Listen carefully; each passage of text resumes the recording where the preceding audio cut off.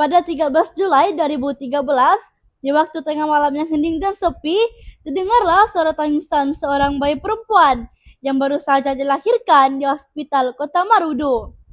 Berat si bayi ialah 25 kg. Alhamdulillah, kini telah membesar dengan sihat walafiat. Nama bayi tersebut ialah Siti Ayu Nada Manisa binti Muhammad Hadi Hanafi. Insan yang baru saja saya sebut sebentar tadi adalah diri saya sendiri.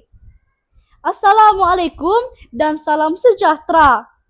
Nama saya ialah Siti Ayu Nada Manisa binti Muhammad Hadi Hanafi. Berumur 12 tahun dan saya ialah anak didik SK Tertipan Kota Marudu, Sabah. Hobi saya sangat suka membaca buku kerana ianya memberi kesan yang positif terhadap minda saya. Bab kata pepatah Joseph Edison, membaca adalah kata dasar yang paling baik untuk menjadi hidup yang baik. Cita-cita saya pada satu hari nanti, saya ingin menjadi seorang guru bahasa Melayu dan seorang guru sains. Di sekolah saya aktif kepada pertandingan bercerita dan juga pertandingan bersajak.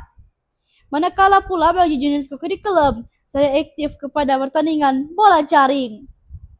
Di sini, saya mempunyai 2 buku kegemaran, yaitu yang pertama, Di Ruang Yang Masih Terbuka, dan yang kedua, Gembara Dalam Pelarian. Buku yang berjudul Gembara Dalam Pelarian adalah tajuk pilihan hati saya yang akan saya kongsikan pada pagi ini. Nama penulis buku ini adalah Mansur Binman, penerbitnya adalah Zafran.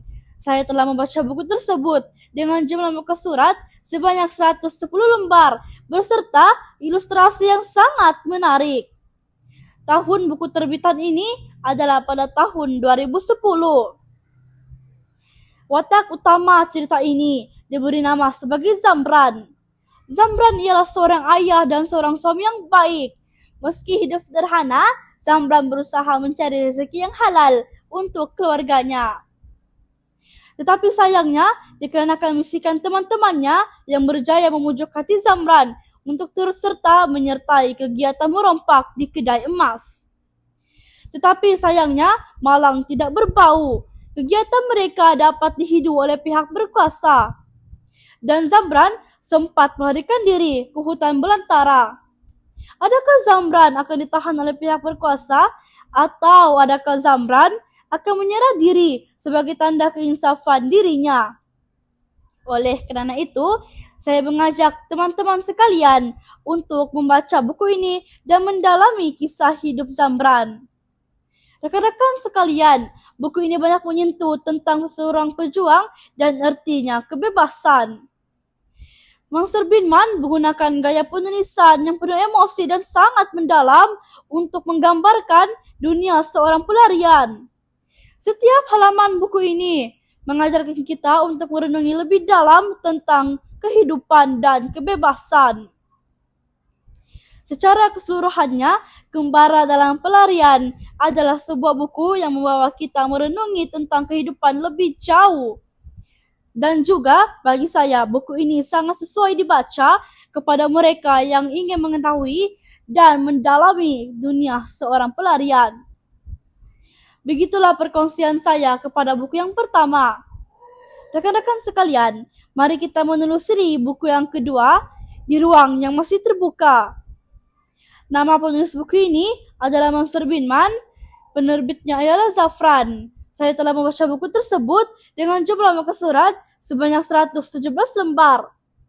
Tahun terbitan bagi tahun buku ini adalah pada tahun 2010. Rekan-rekan sekalian, Di Ruang Yang Masih Terbuka mengisahkan tentang perjalanan seorang wanita yang bernama Mona, merupakan seorang gadis kampung.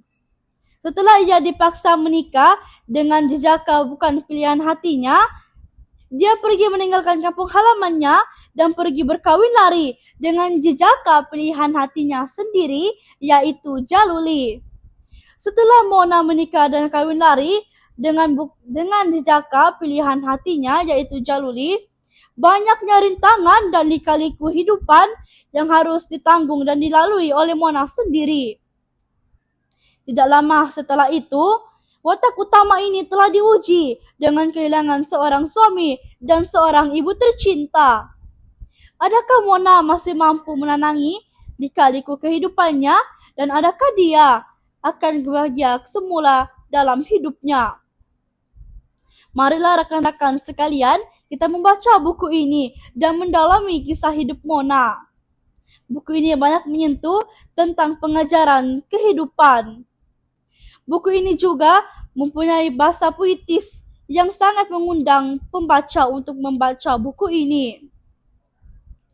Salah satu aspek mengapa saya memilih buku ini, ianya karena sangat menarik dan juga penulis menggunakan gaya penulisan yang sangat mendalam dan emosi untuk menggambarkan bagaimana proses perubahan bagi watak utama.